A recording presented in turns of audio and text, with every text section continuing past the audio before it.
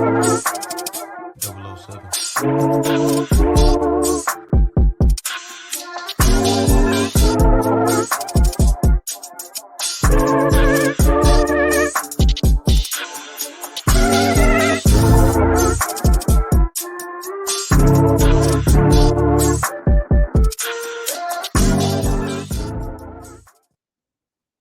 yo, what's up, everybody? It's your man Dame D NYDC. It's Monday night, new episode once again here from us here, two mics up. So today's guest that's going to be joining me on the other mic is really an impressive individual, and this brother is really doing some great things in the community. And you know that's what we all about here on Two Mics Up, man. Is really trying to bring you those hidden gems.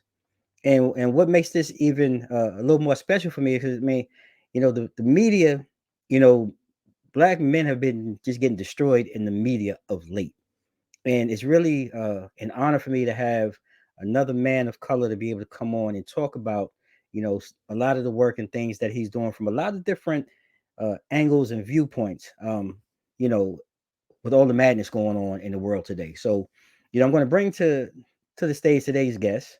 Ladies and gentlemen, this is Martin Henson. Martin, uh, thank you for taking time out of your schedule today to sit down and talk with me and talk with us. But before we really dive in, take a moment to introduce yourself, to us in the audience. My name is Martin Henson. My pronouns are he, him. I am just somebody really working to create change, and I've done it a few different ways. But the things that I highlight in my way of moving are my being executive director of BMEN Foundation, which is an organization for Black men, where we do advocacy and we do it in a really inclusive way, create support spaces, do public speaking. I've done a bit of activism. I'm just trying to create the world I want to live in and one that's safer for Black men. And see that was really the key that really spoke to me, you Mm, know, and I want to dive into that aspect first with the foundation, and mm. really tell us and really educate us, man, on what B Men Foundation really is. Take some time and walk us through it.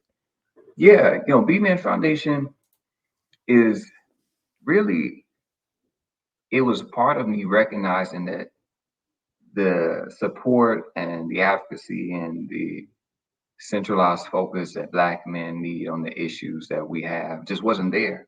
Mm, And I could have spun my head in circles looking around for somebody else to do it, which I did for a little bit. And I realized it just me coming from the counseling profession, being in mental health, seeing what it looks like, and then being in activism, seeing what that looks like.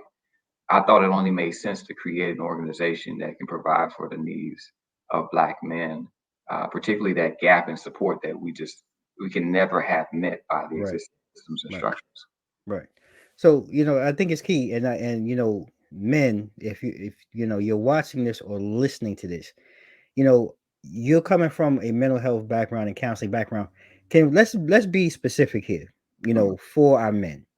What are those things though that we're really missing in your from your expertise and the things that you've encountered? What are the key issues that you would say we're really missing support on or in? Part of how we talk about Black men is very carceral. Mm, We often blame Black men for the situations and the systems that we are caught up in. So when we start to think about trauma and the negative impacts of mental health, we do the same thing. right. So the idea of Black men dealing with suicide and depression and disease and incarceration and being on the low end of a lot of these socioeconomic factors that determine life expectancy, that determine well-being. Hmm. Uh, when we talk about it from the systems perspective of us, Right. it wasn't designed for us. Right. And then it talks about us as if we are responsible for the plight that we're in. Hmm. So me thinking both inside the system by way of having the view from a mental health counselor that I used to do years ago, and then from outside the system, from what it looks like to be an activist and see how you can create change on your own. I thought that, hey, what if we started creating support spaces that were inclusive that could really have the difficult conversations that we need to have around how stigma affects us, how oppression affects us, how discrimination affects us. What would the world be like if we could start creating that for ourselves? And see that part right there. See, that was really going to be my next question. Mm, With all of that, because at some point, and this is just my opinion solely, we have to now we what you're doing. I really want to say is from where I sit, you're identifying and addressing these factors, right? mm, We're identifying these, but where and how do we, as black men or men of color, now just say, you know what? Now it's on me to mm, address it. It's right. on me to change it because we, like you touched on everything. The system was not built for us. Mm, All of these negative factors. mm, Now let's stop the. And I hate to say it, but let's stop the pity party. mm, How do we address it? And in your opinion, how do we address it positively and mm. move forward? Yeah, that's a lot of dudes when and this is by way of us having to have an experience in America that has been mediated by colonialization and Mm, slavery, where our sense of self, our masculinity, had to develop in defense of that. So hmm. we were quite considered men like white people were, Right. uh, in the same way that black women were not considered women like white women were. So we had to develop something separate. Within that development, there's this eh, to be emotional, too emotional was costly at times because it could disrupt your world or make Right. white people fearful of you in a variety of ways. And the type of things that I'm doing is saying that we can own what it means to be soft and offer comfort and support for each other Hmm. uh, by we're coming together. We have these informal things. So we go to the barber shop, Right. brothers going through some. Your barber comes as like informal therapist. Right. But what if we start bringing men together, three or four of us? Hey, man, I want y'all to come through and let's just chat, man, and just talk about what's going on. Right. Because everything doesn't have to be therapy to be therapeutic. True. And doing these sort of things where we gather men and empower them and encourage them, hey, we're going to give you the resources you need. And we're going to start working on the type of stigmatizing views of you that make it hard for you to. We're going to open up a space for you to talk to each other about the things that you need to talk about. And that can be healing for you because we know there's not enough therapists, social workers, psychiatrists, psychologists to solve our needs. So how do we empower ourselves? And we know the systemic barriers exist. Right. How do we create those spaces for us to do that? That's really deep and important when you really reflect on because you're right. I think about it. I go to my barber. It is therapeutic. My barbers. I've been blessed to have my barber for almost 20 years now, Mhm. and it's an extended part of the family. But somebody you feel comfortable, you get in that barber chair, man. You just kind of spill and talk about different things. I've also been blessed to have friends that have were acquaintances, but now are friends. That we do the same thing. We get together, man. We kick it. We talk about real life things and things that are I don't want to say a hindrance, but that we as men of color kind of deal with on every day, and being able to move and succeed through your work career Mhm. and having men that look like you in that same space that you could talk to about Mhm. how to maneuver. I think is very important, and that just makes me want to ask you then, Martin. So within your mission with the BMEN Foundation, how how much more or how much further do you see uh implementing that mission? Because are you decentralized where you are? Is this something that you're expanding across the country? Like, what does that mission look like for you over the next couple of years? Yeah, we're trying to expand it as much as possible, but our physical in-person spaces happen in Boston, Massachusetts. But our monthly meeting space that we've been doing since COVID, since we had to be digital, is open to anybody, anywhere. So we've had people come from a variety of places across the states. We have people come from international spaces because they've seen about BMEN Foundation and this opportunity to connect with other brothers. So there's part of it that's already decentralized. Mm, And the part that we want to expand upon is the physical in-person spaces where you can have them different places where brothers can come together like informally like an AA or an hmm. NA and just build with each other without having to be anything special or specific. Right. I like what you said too, and I heard there. So international, brothers coming and connecting internationally. And I'm just curious, um, are our international brothers experiencing a lot of the trauma or stigmatism that we as here in America, as brothers here in America, is that conversation the same or sometimes it's a little bit different? What does that sound like? I'm curious to know about that. Well, and I learned this just from moving culturally from being in Arkansas Hmm. to Boston.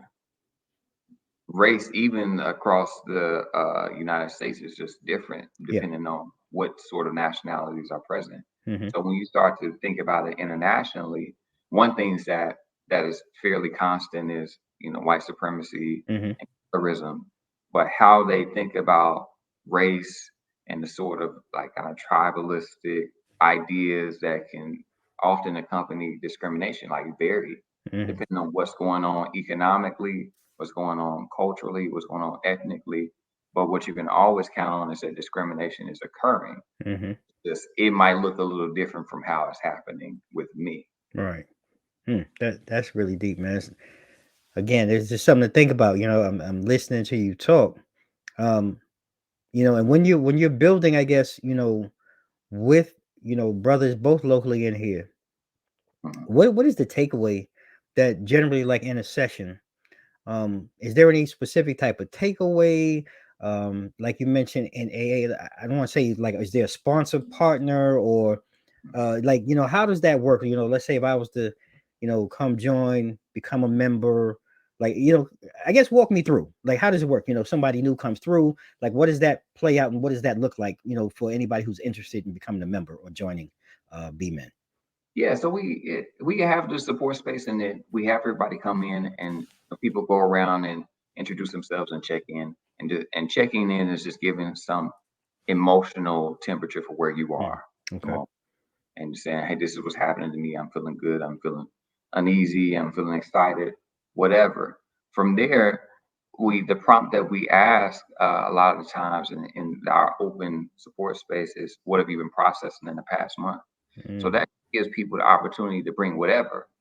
Because before we did it more thematically, and sometimes we can do that, but allowing people to share whatever, people come in and drop it in there, and within our uh, talking with each other, we have a kind of an order of speaking where everybody gets to speak and everybody gets to listen, and in that conversation, once we get to do that, go around a few times, we offer people the opportunity to ask it for feedback on anything that they're going through. There's a specific question that they want other brothers to weigh in. So whether I'm in let's say Boston and somebody else is let's say in Nigeria, or if they're in Canada, they can say, "Hey, brothers, I'm needing support around this. Mm.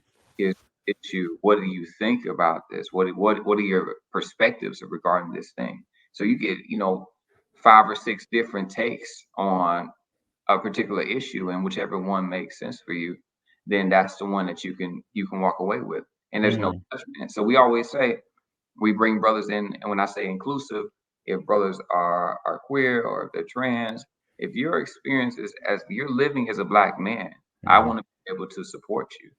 And I don't have to always know what the ins and outs of that those things are. Because I used Right. to think I knew. Right. And then you start having conversations with people and realize, oh, sometimes you have a whole different experience, but I can be supportive. Right. That's what we do in that space, and we end it by offering affirmations for ourselves, or somebody else in the group, and that's how the group basically goes. And I'm glad because again, you touched on really where I was going to go. I think it's important because when we talk about our community, there is that that queer LGBTQ community that really exists, and as men of color, we as a straight man, I know we can be very dismissive, Mhm, sometimes abusive, mhm, to our friends in that community. But mhm, I think that's important, and I really want to hammer this down before we go into break that the work that you're doing is inclusive of everyone. This mhm, is this is a true safe space for people mhm, to be able to come and talk, uh, probably to even though sometimes strangers, it's better to talk to strangers sometimes. Mm, But you can get a good feel, and I like that round table and the affirmations that you say, so that you can walk away. You don't really have to walk away from what Damon said or what Martin said, but there may, like you said, a brother, in Nigeria that they said something so pointed that really touched the point to where mm, that person is in their space at that time. And I think that's really important.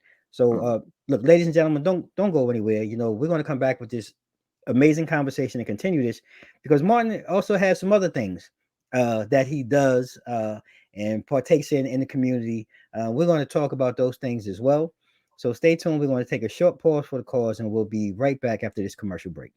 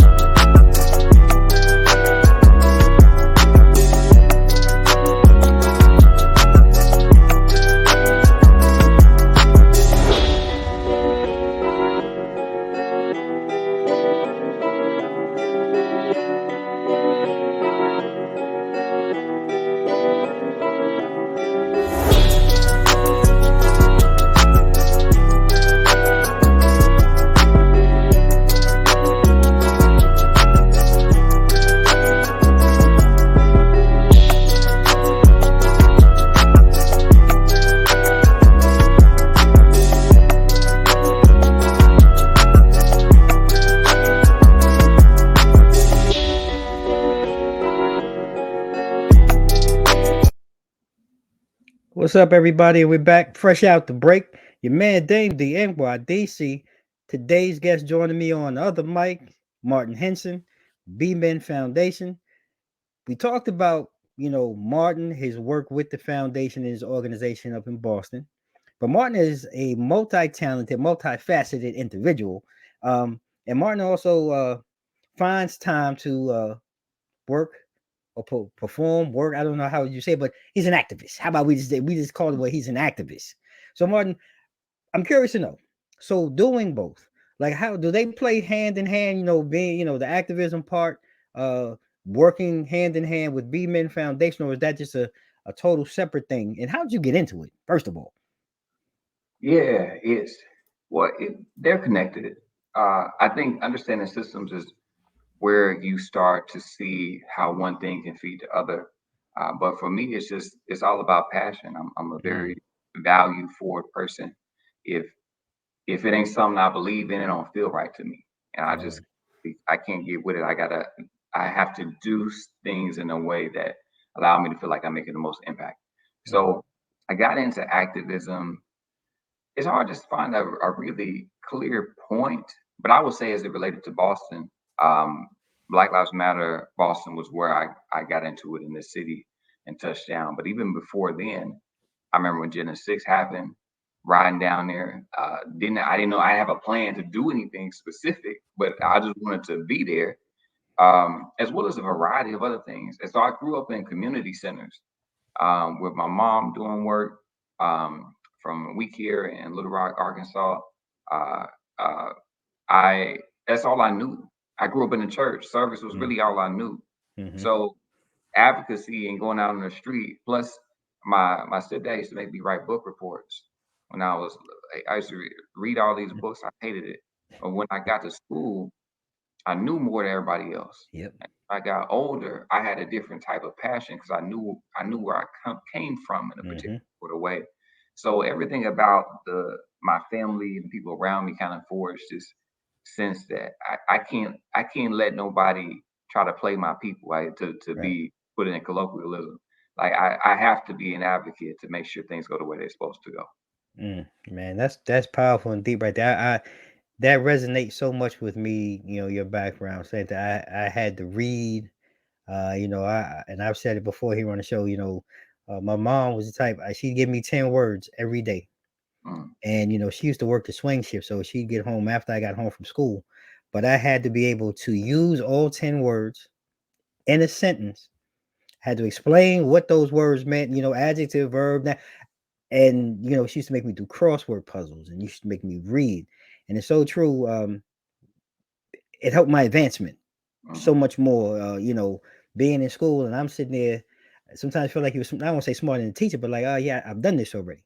And it mm, really does. Fast forward into your adulthood, a lot of that foundation really helps me. Whether it be through my career, doing this, just interacting with people on a daily basis was really important. I'm glad that you shared that, because it's okay sometimes to be a nerd, if that's mm, what they so called say, and to be different, because that's mm. the hardest thing in the world to do, is to walk out on your own and in your own path instead of doing what everybody else is doing. So I commend you for that. But I do want to know, in that, because there has to have been a challenge that Mm. you've had to face and work through. And Yeah. if you could, but I think it's important to share. Can you talk about maybe what's your biggest challenge that you faced so far, whether it be in activism or with B Men, and how have you been able to, push forward and get through it? Yeah. The biggest challenge was how Black men are seen Mm, and understood. I really struggled through watching how the movement against police brutality kind of forgot the families, mm-hmm, how it forgot to talk about the conditions that happen when men don't always die, when they're mm-hmm, not necessarily killed by the police, but they go to jail and incarcerated. They have trauma, they have mental health things that they have to navigate. I think the way that Black men's humanity was taken, and for a lot of organizations and institutions was a source of capital when they died, and mm-hmm. fundraisers and all that. Wow. That was tough. Wow. That was tough. And I really had to evaluate the sort of things that I believed and what my actions were going to be in light of that, because my whole goal is to make sure that Black men stay alive. Because when I was younger, my father was killed. I know what it's like to have Mm, something taken from you. wow. So when I moved into activism, that's always was embedded in my way of thinking, is that they're not taking anymore. Now Mm, I know that people will be, that we will lose them yeah. in the course of this work, but that was on my back, and I had to figure out, okay, how do I do this in a way that allows us to maintain the wins that we have, so that not only if what I'm doing right now is impactful, but for the people that come after me, Yeah. they get to be able to continue that advancement. They have it a little bit better than I had. So Mm, that was tough, and there's times where it's still tough. yeah. That's the work though.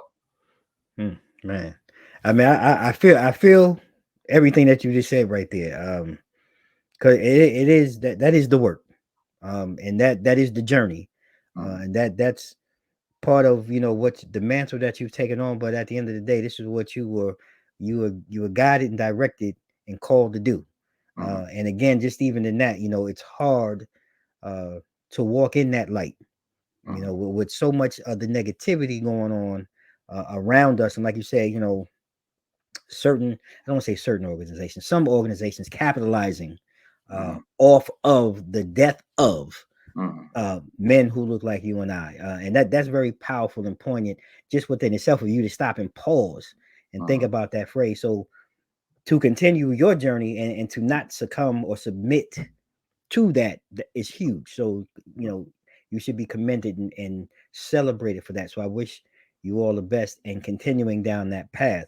mm. But I do want to take a moment too for anyone who's watching or listening to this. How can people get involved? With supporting the B Men Foundation. Excuse me. What can we do? In support, and how can we? Yeah, there's a few ways. Uplifting BMEN Foundation. We're at bmenfoundation.org, at BMEN Foundation, on all social media handles, Twitter for as long as it's still here. And I think uplifting the work that we're doing for one. So we just did posted about our Bridging the Gap event. We bring Black straight men, trans women together to talk about stigma and the things that are impacting our community with the hopes that these conversations will create a safer existence for all of us. The support spaces that we do, as well as Giving Tuesdays coming up, BMEN Foundation, you can always donate. You can go to our website, send us some money so that we can keep doing the good work that we're doing. But I think one of the things that's really important is just for people to know that this work exists. So just amplifying it and sharing it and talking about it, because we're always interested in expanding. And I'm always having conversations with people who are trying to figure out how to exist in the way that I'm doing it. And I'm not the first, I won't be the last, but we can all be collaborative and changing the way that we view Black men and change the way we view Black community. Mm. Man, Martin, that was powerful, brother. Ladies, we're gonna make sure we put, BMEN Foundation information down in the show notes. We're going to make sure that we share that because we really are asking, you all who are taking time to watch this one, share this video, share this audio, talk about exactly what the BMEN Foundation is all about for men, about men, men of color, creating safe spaces and conversation uh, to kind of help us change some of this narrative and some of these stereotypes and break down some of these walls that we have built up and have allowed to build up in our own community. So it's very important. Martin, I want to thank you so much, man, for taking time out today to really talk about, you and the work that you're doing in the Boston community. But really, I hope that this will continue to expand across the world with the work that you're doing, man. You are to be celebrated. So thank you so much. Thanks for having me. It's our pleasure. It's your home too now, man. So look, ladies and gentlemen, this has been another great episode, another great conversation, one that I take very seriously. So like I said, please go ahead and go out and share, spread the word. Uh, let everybody know what's going on, man, with Martin and BMEN Foundation. You can always follow Two Mics Up online at www.twomicsup.com. You can follow us across all our social media, IG, Facebook, Twitter, and YouTube at Two Mics Up. And hey, look, if you're watching this on YouTube, that's still cool because we still putting them out on YouTube. So make sure you go ahead and go down there. You hit that bell so you can be notified by all the newest content coming to you from me here at Two Mics Up. Drop me a comment, leave me a thumbs up, thumbs down. Let me know how you feel. All criticism is taken positively here. Really appreciate you all rocking with me. Don't forget, Two Mics Up is on Mogul TV now. If you haven't, go ahead and go right down there, that little link down there, the moguls.tv. Check out Two Mics Up. All my Mogul TV creators. We're putting out great content every day of the week. So check us out. And ladies and gentlemen, you know how we do as we close out and we do it this time. May you stay safe, stay blessed. Mike's out. 007.